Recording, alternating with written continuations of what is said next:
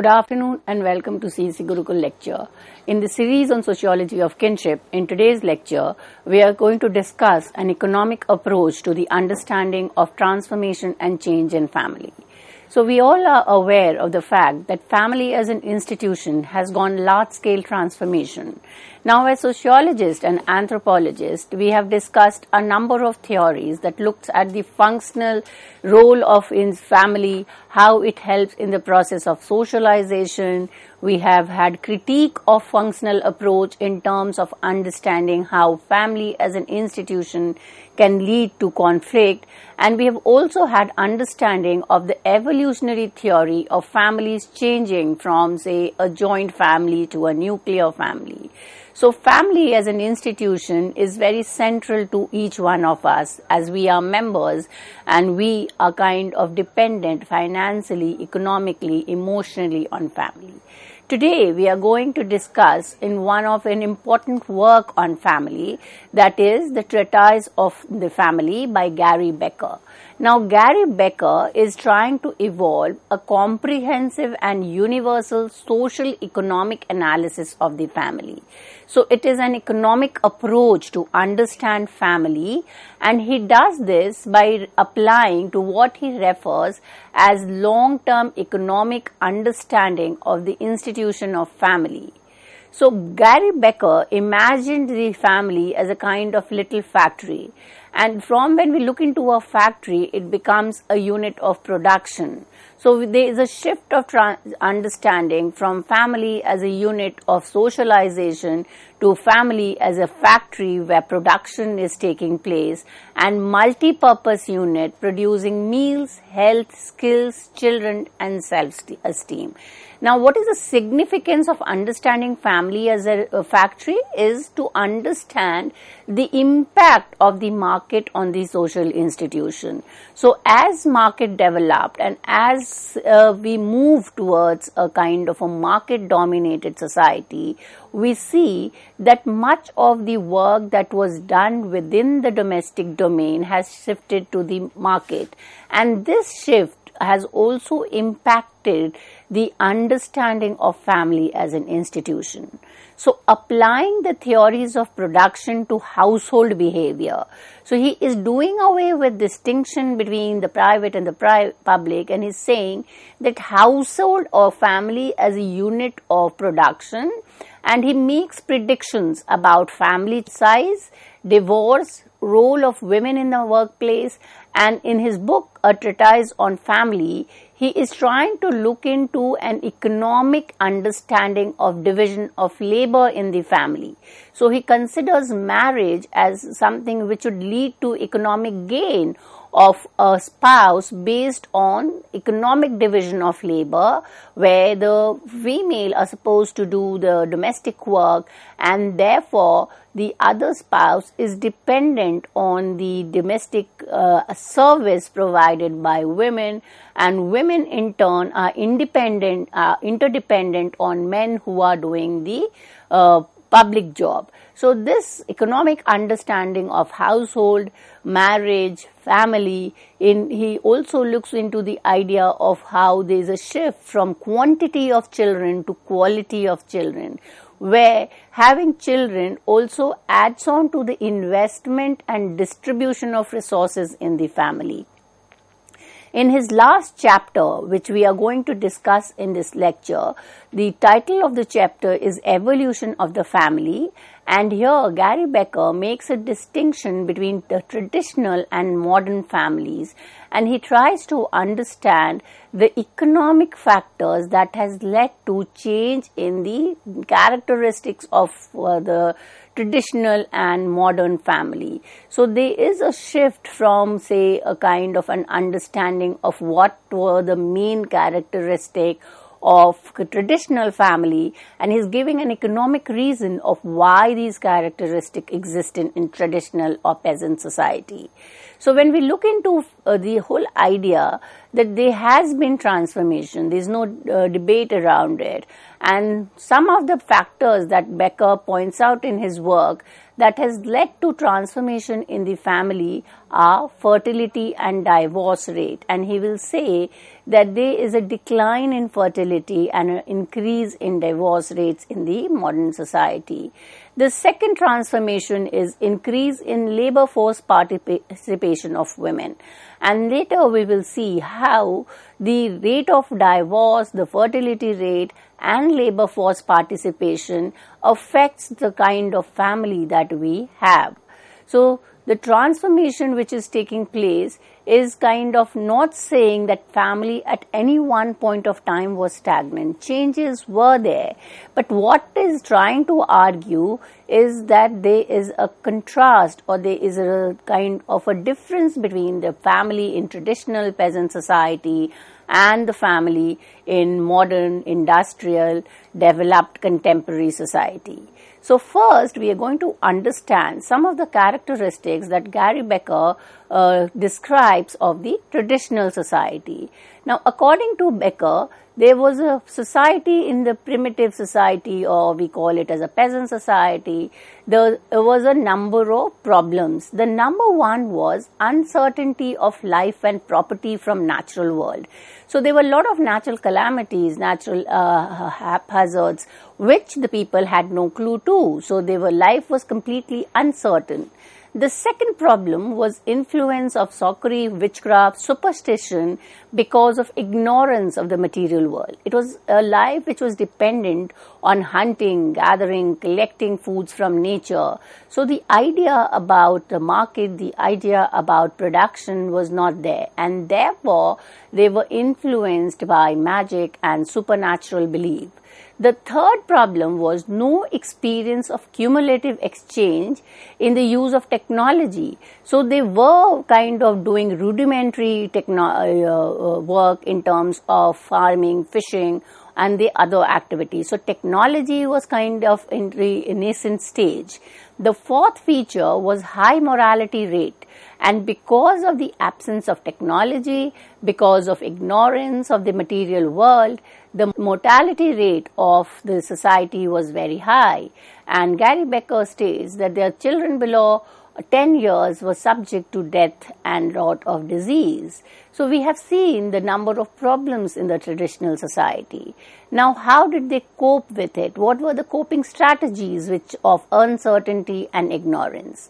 The first strategy was the family or the kin group was acting as a system of insurance, which can be termed as formal insurance. So when you did not have the market, or you did not have insurance companies to ensure protection from unseen events, it was the family that came to rescue. It was kind of dependence on the kin members to ensure that in case there is a kind of a bad harvest or a bad kill, then other members of the society would come in and give insurance to the members. Now, second method of coping with the uncertain and ignorance was sharing of open field to overcome fluctuations in income. The fields kept open with scattered plots of land as protection against adverse weather and pest. So there was a kind of understanding that these fields did not belong to anybody. So there was an absence of private property. They were open. So in case one field was not able to harvest good product, they could be shared by the production in the other field. So this way there was a kind of an insurance that no one would be into a economic crisis.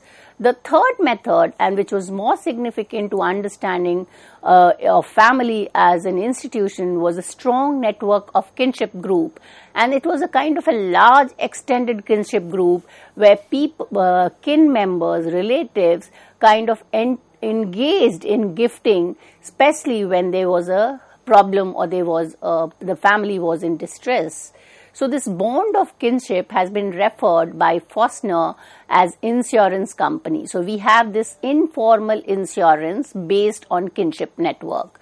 The kinship network were kind of large, And in order to ensure that they kind of provided protection, they would share both their good fortune as well as rely on relatives when in trouble. So in case there was a good harvest, the harvest was shared with everyone. And in case someone was facing an economic crisis or a bad harvest or was not able to do hunting, other members would come as assistant to the particular individual or family.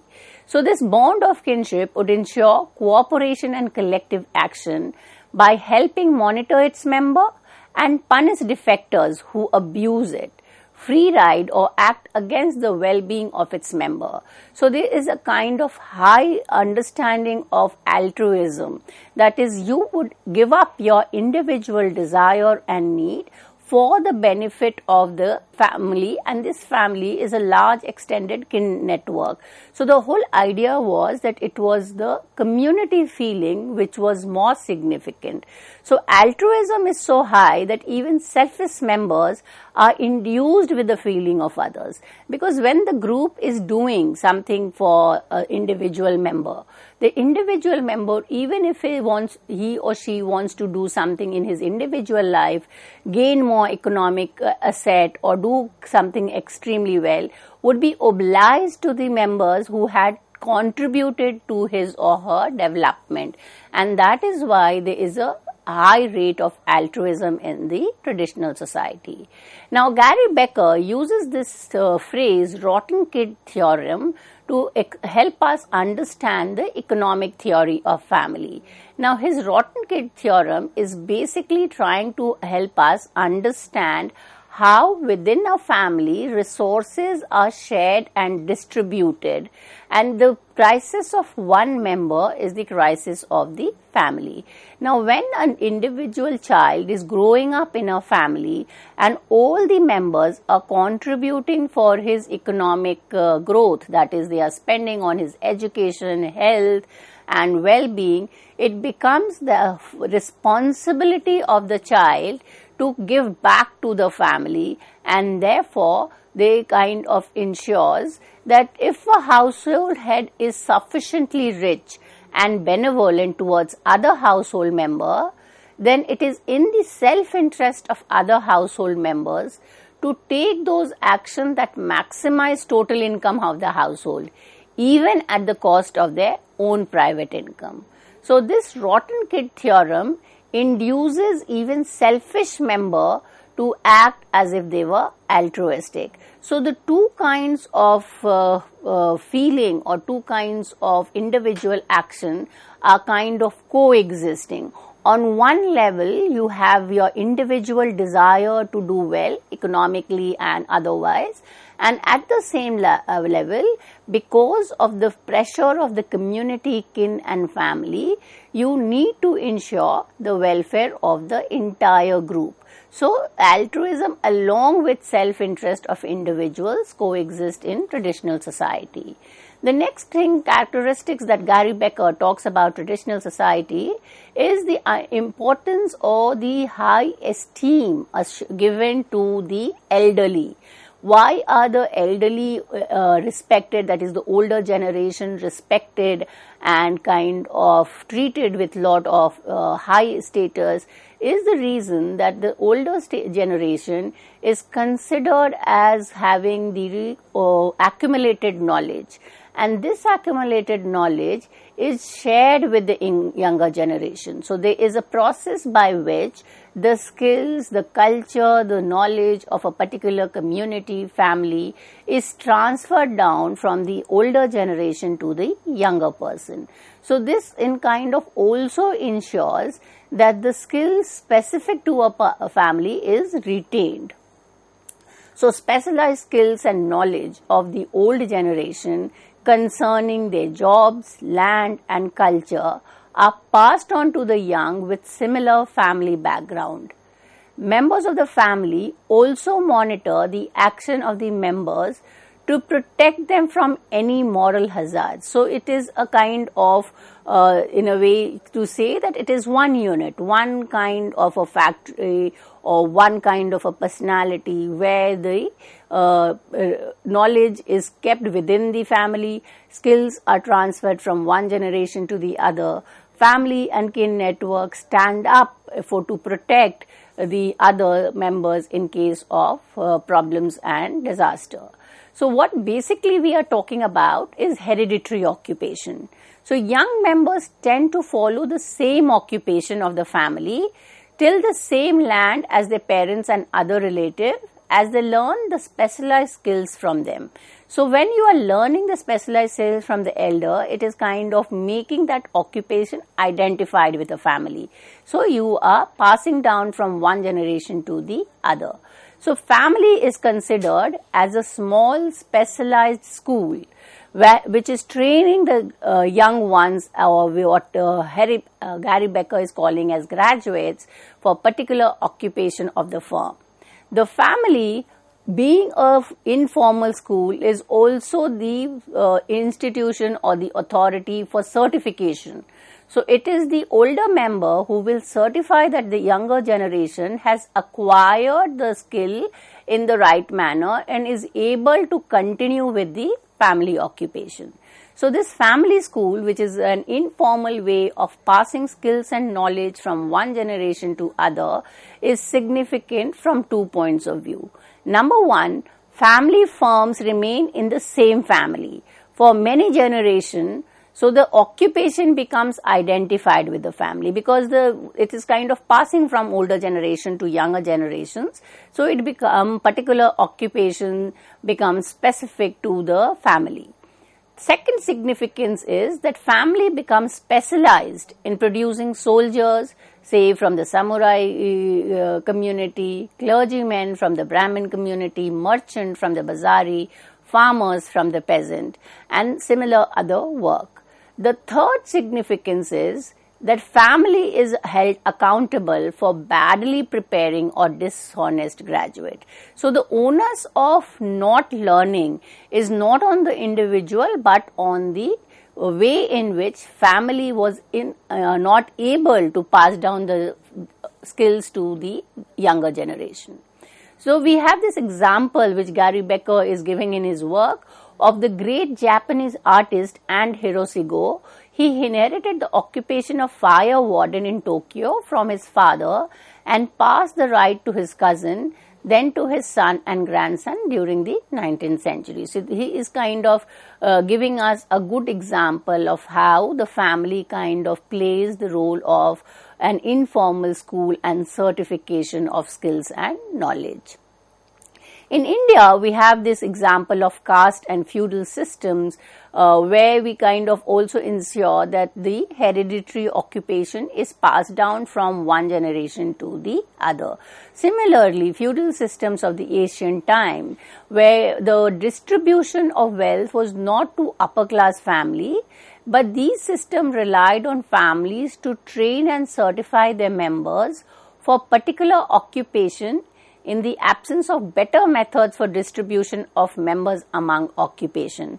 That implies that it is kind of a system whereby there is no kind of formal school, or there is no system whereby learning a particular skill would ensure that you get a particular occupation. So in this absence of that, it became the responsibility of the family to train the members into the occupation which the elder members was familiar with. So 17th century England was an individualistic society, yet it was the father who chose the occupation that the son would be engaged or would be doing. So after inheritance, the next feature of the traditional society discussed by Gary Becker is system of marriage. So marriages are known, you know that traditional societies are identified with arranged marriages. So where families were kind of ensuring that they select the spouse of their children, and they would avoid entering into relationship with families considered as dishonest and badly managed, because of the fear of damaging the reputation of the family. So marriage was not for individual pleasure, it was not for the satisfaction of needs of men and women, but it was a group phenomena where marriage will ensured a relationship between two groups, and therefore it also was important to ensure that the family into which the individuals are getting married have a good reputation, and it would not kind of bring the family into some kind of risk at a later stage. So family was exercising considerable control in the choice of mates of the member. Here, Gary Becker is giving the instance of 14th century French village. Marriages were arranged by the family without giving any attention to feeling, or one married a domus. The term with the French domus implies a family rather than an individual marriage partner. So Gary Becker also kind of is of opinion that polygamy or polyandry, that is multiple partner, was more economically beneficial than monogamy. So he's looking into marriage as an economic system where there could be certain kind of gain. So two families enter into an alliance by multiple marriages between members, as in the connubium of primitive society. So group marriages were kind of common. In traditional Indian society, multiple marriage occurred in limited numbers of families. Sometimes as many as 5 marriages occurred in one generation between two families. So it was basically the cementing of relation between two groups rather than the individual's feelings and emotions. There was kind of completely absence of romance or romantic love in the traditional marriage system. Marriage of cousins and other kin was common, as it reduced the risk of bad affiliation by marrying within the family. So in sociology, we are familiar with the concept of endogamy, where marriages take place within the kin group, and that one of the explanation for the existence of endogamy is that the chances of having a bad companion or chances of entering into a problematic relation would be reduced. So marriages for love is not sanctioned unless it contributes to the interest of the family. In 16th century England, romantic love was strongly condemned as ephemeral and irrational for marriage. In 14th century French village, it was possible to love passionately but within rigid structures outside marital bonds. Concubinage could be loved and discreet affairs overlooked, but families did not allow love to disrupt the objectives of the family. So any kind of romantic relation, love-based relation outside the bond of family and marriage was acceptable, but within the system of marriage or the kin network, it was completely unallowed. The next issue that he discussed about in the work, phenomena of divorce. So family of an unhappy married couple were discouraged from getting divorced, especially if the family benefited from the union. So what Gary Becker intends to say is that even if individual spouse relation is not very healthy, or it's not kind of working out, yet the member, there would be no chances of breaking the marriage bond, because it would be harmful for or it would not be beneficial for the family. So in that cases where there was an unhappy married couple, the husbands, most of the time the husbands and often wives, were encouraged to find solace in concubinage and affairs.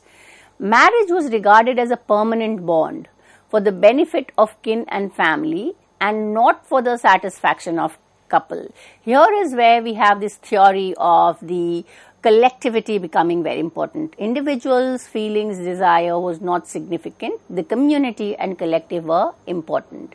Religion or social authorities cannot readily ascertain whether couple would agree for divorce, therefore discouraged to do so. So then we kind of moves to the whole idea of respect and regulation.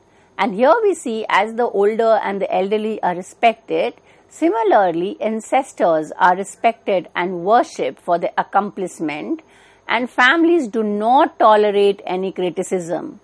Relatives and kin meet frequently for exchange of gifts, plan family strategy, and teach young members to inspect and monitor one another's performance and behavior.